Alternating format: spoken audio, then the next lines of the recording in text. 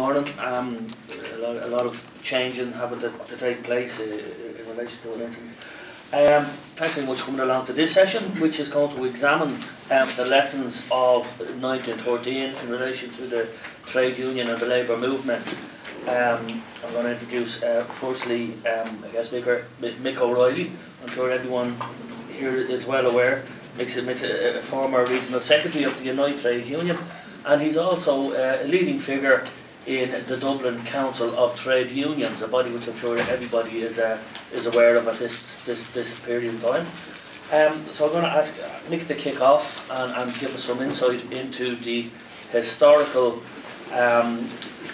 some of the historical incidents that have got us to where we are within the labour movement, and we can judge there from there where we're going to head. Thanks very much, Mick O'Reilly. Okay.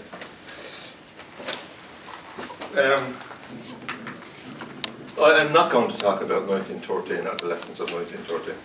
I'm going to talk about Jim Larkin and the lessons of Jim Larkin for the modern labour movement, and I will make some reference to 1913. You often hear people saying, when they're talking about people, they'd say, he was larger than life. And I've met people who have said about them they were larger than life. But when you read about Jim Larkin, the statement does not do justice to the actual personality. I don't know. I mean, Jim Larkin was born, of course, in Liverpool. Although he would often say, I may have been born in Liverpool, but I was conceived in Armagh. Whatever that might be, take on that what you will, but that was the way he would describe it himself. And I heard Dennis Larkin argue that case trenchantly later at the ICTU in relation to all of that. But anyway, he was born in Liverpool, and whatever it was in the air or the atmosphere, as a fairly young person, he adapted to socialist politics.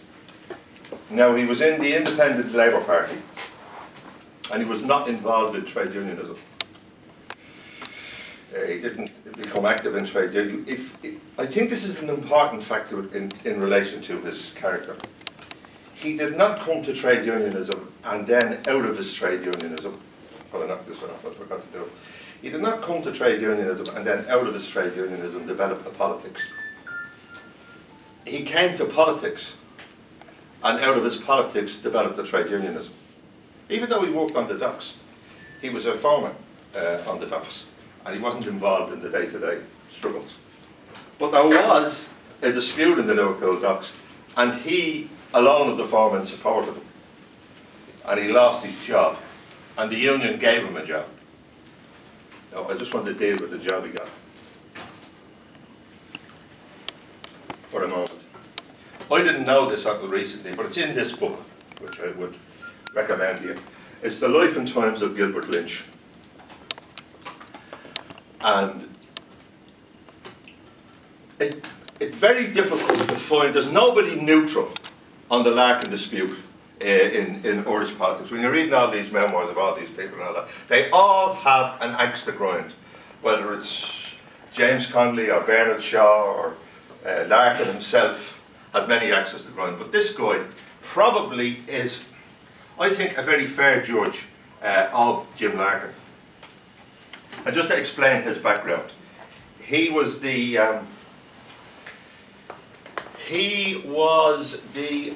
Gilbert Lynch was the district secretary of the Amalgamated Transport Union before Matt Merrigan. But Gilbert Lynch was born in Lancashire, and he became involved. He was over courting some woman in 1916, and he magically became involved in the Easter Rising. Found himself as a result of this not only involved in the Easter Rising, but because of his accent, he was caught. They were about to shoot him. They heard his Lancashire accent. He was very, very young, about 15 or 16, and they put him on a boat to go back to Britain. But he came back here, and if you're ever up in the Dundalk area, he was a Republican judge up in Dundalk.